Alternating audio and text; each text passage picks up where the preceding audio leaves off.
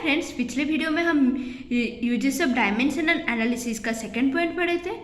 तो uses of dimensional analysis का second point यह था कि to check the correctness of a relation. तो एक रिलेशन करेक्ट है यानी ये कैसे पता चलता है, जब हम चेक करते हैं कि हर एक टर्म का डायमेंशन इन LHS और हर एक टर्म का डायमेंशन इन RHS, जब दोनों साइड में डायमेंशन सेम होता है तब जाकर वो गिवन रिलेशन करेक्ट है, बना नहीं होता है। उसे एक एग्जाम्पल के थ्रू से समझते हैं।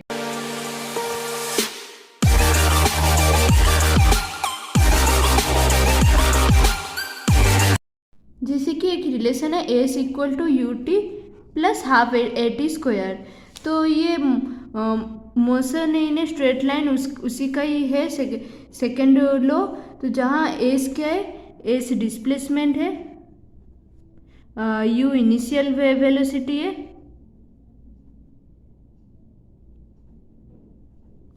A एक्सेलरेशन है और T टाइम है।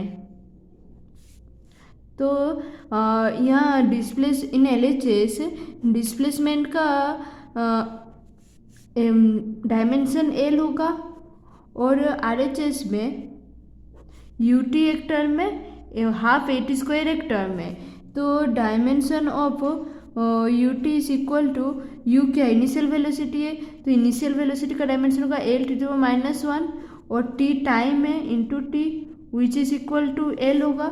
तो और half A dimension of half AT square is equal to A क्या एक्सेलरेशन है और हाफ क्या कांस्टेंट है जिसका कोई डायमेंशन नहीं होता है। तो एक्सेलरेशन का डायमेंशन क्या होता है L⁻⁻2 इंटू यहाँ T टाइम है और टाइम का डायमेंशन T, तो T स्क्वायर का डायमेंशन यहाँ T⁻2 होगा which is equal to L होगा। तो इसका मतलब LHS में जो L था इस जो मतलब L निकला, तो और ये टर्म का भी L है और इस टर्म का भी डायमेंशन L है। तो इसका मतलब ये गिवन रिलेशन करेक्ट है। तो यहाँ से हमें ये समझ में आता है कि हर एक टर्म का डायमेंशन इन LHS और हर एक टर्म का डायमेंशन इन RHS सबका सेम होना चाहिए। यदि सेम नहीं हुआ तो फिर ये रिलेशन रॉन्ग है। तो ऐसे ही हम एक रिलेशन को चेक करते हैं। अब हम यूजेस ऑफ डायमेंशनल एनालिसिस का थर्ड पॉइंट पढ़ेंगे। तो थर्ड पॉइंट यह है कि to derive a relation between various physical quantities. इसका मतलब यह है कि हम एक रिलेशन डिराइव करेंगे बिटवीन वेरियस फिजिकल क्वांटिटीज को एक एग्जाम्पल के थ्रू से समझते हैं। When a body moves on a circular path with uniform speed, it experiences a force which could depend on the speed v, radius of the circle r, and mass of the body m. Find the expression for force. इस question में यह कहा गया है कि एक body circular path में move कर रहा है विथ ए यूनिफॉर्म स्पीड।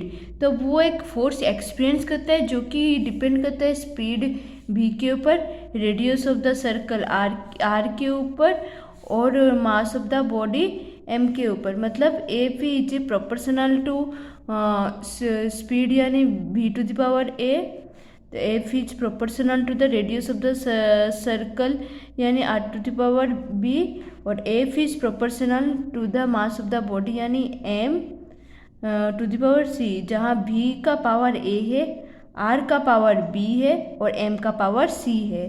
तो इन सबको यदि कंबाइन करेंगे तो F is equal to k v⁴ r⁵b m⁻c होगा, जहाँ k एक डायमेंशनलेस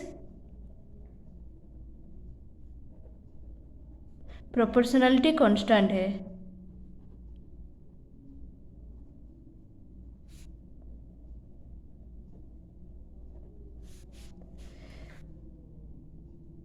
तो अब हमें F का एक्सप्रेशन निकालना है। तो वो कैसे निकालेंगे, पहले हम इन सब का डायमेंशन निकालेंगे।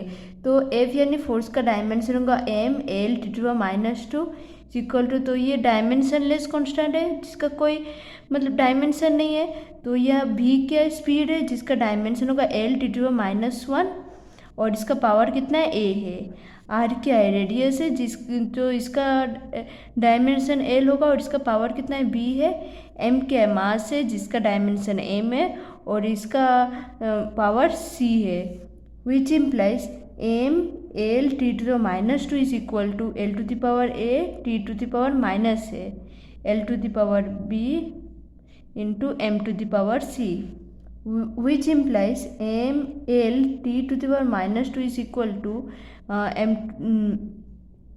m to the power c l to the power a plus b t to the power minus a, which implies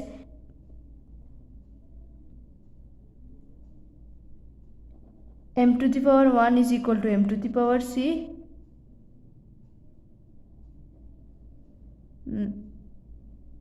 L to the power 1 is equal to L to the power a plus b, t to the power minus 2 is equal to t to the power minus a, तो which implies यहाँ c is equal to 1 होगा, a plus b is equal to 1 होगा। मतलब ये कैसे होता है, जब यहाँ बेस सेम है तो इसीलिए c इज इक्वल टू 1 हो गया, तो यहाँ भी वैसे बेस सेम है तो a plus B is equal to 1, तो यहाँ पर भी वैसे -2 मतलब minus A is equal to -2, which implies C is equal to 1 होगा। यहाँ पर ए इज इक्वल टू 2 निकल गया, तो यहाँ ए 2 है plus B is equal to 1, which implies B is equal to -1। So तो F is equal to K, V का पावर ए था, ए का वैल्यू कितना निकला 2 है, तो v to the power 2, R का पावर b है तो b का वैल्यू कितना -1 और m to the power c है तो c का पावर 1 है, which implies f is equal to K m1 v2 by r, which implies f is equal to K mv square by r। तो experimentally ये k का value कितना होता है, 1 होता है, तो which implies f is equal to mv square by r, जो कि क्या सेंट्रीफ्यूगल फोर्स का ये f क्या है, ये सेंट्रीफ्यूगल फोर्स है जिसका फॉर्मूला होता है mv स्क्वायर बाय r।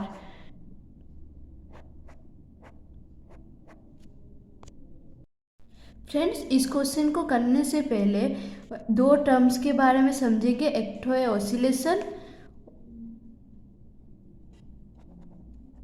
और एक है टाइम पीरियड। सपोज ये एक पेंडुलम है, तो ये जो पेंडुलम जो मूव करता है वो ए से लेकर बी पॉइंट तक मूव करता है, फिर वापस आता है, तो इसी को ही हम ऑसिलेशन कहते हैं। तो 1 ऑसिलेशन कब होता है, जब वो ए पॉइंट से जाता है फिर वापस बी से ए तक आता है, तब जाकर एक ऑसिलेशन होता है। तो वैसे ही वो एन ऑसिलेशन करता है टी टाइम्स के लिए, तो 1 ऑसिलेशन के लिए कितना टाइम लगेगा, is equal to T by N times लगेगा।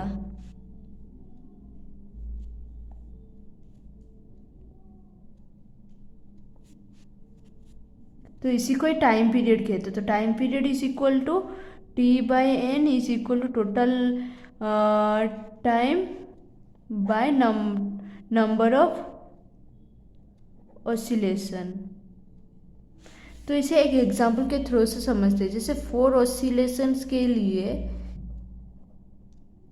कितना टाइम लगा, 16 सेकेंड। मतलब ये जो पेंडुलम है ये ए पॉइंट से बी पॉइंट है, तो यहाँ से वो 4 बार ऑसिलेट किया, मतलब ये एक ऑसिलेशन यहाँ से गया फिर वापस आया, फिर 2 3 और ये 4। तो ऐसे ए पॉइंट से जाकर जब फिर से बी तक जाएगा फिर वापस ए पॉइंट तक आएगा, तो ये एक ऑसिलेशन होता है। तो ये एक ऑसिलेशन के लिए कितना टाइम लगा, 16/4 इज इक्वल टू 4 सेकेंड, मतलब टाइम, तो ये टाइम पीरियड है, तो time period is equal to T by N. तो टोटल टाइम कितना है 16 सेकेंड बाय कितना number of oscillation 4 is equal to 4 second. मतलब टाइम पीरियड किसको कहते हैं, तो वन ऑसिलेशन को ही कहते हैं, मतलब total time by number of oscillation. When a pendulum oscillates, its time period could depend on the length of the suspension thread and acceleration due to gravity g. Find the expression for t. तो जब एक pendulum oscillate करता है तो वो time period जो है किसके ऊपर डिपेंड करता है, length of the suspension thread और एक्सेलरेशन ड्यू टू ग्रेविटी के ऊपर। तो टी का क्या एक्सप्रेशन होगा वही हमें फाइंड करना है। तो यहाँ length of the suspension thread का मतलब क्या है कि ये जो पेंडुलम है तो ये सस्पेंड कर रहा है एक थ्रेड से, तो यही मतलब सस्पेंड कर रहा है मतलब झूल रहा है, तो यही जो थ्रेड का लेंथ क्या है एल है। तो यहाँ टाइम पीरियड किसके ऊपर डिपेंड कर रहा है, मतलब ये is proportional to L to the power A, और ये T is proportional to acceleration due to gravity के ऊपर डिपेंड कर रहा है, तो इसका मतलब प्रोपोर्शनल है G to the power B. तो now T is equal to K L to the power A G to the power B, जहाँ के क्या है dimensionless proportionality constant.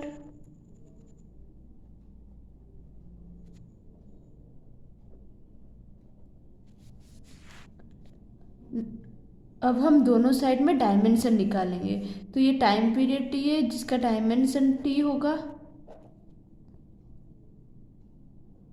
Is equal to के, तो प्रोपोर्शनलिटी कांस्टेंट है जिसका कोई डायमेंशन नहीं है। एल क्या है लेंथ ऑफ द थ्रेड है सस्पेंशन थ्रेड का, तो इसका डायमेंशन एल होगा और पावर क्या है ए है।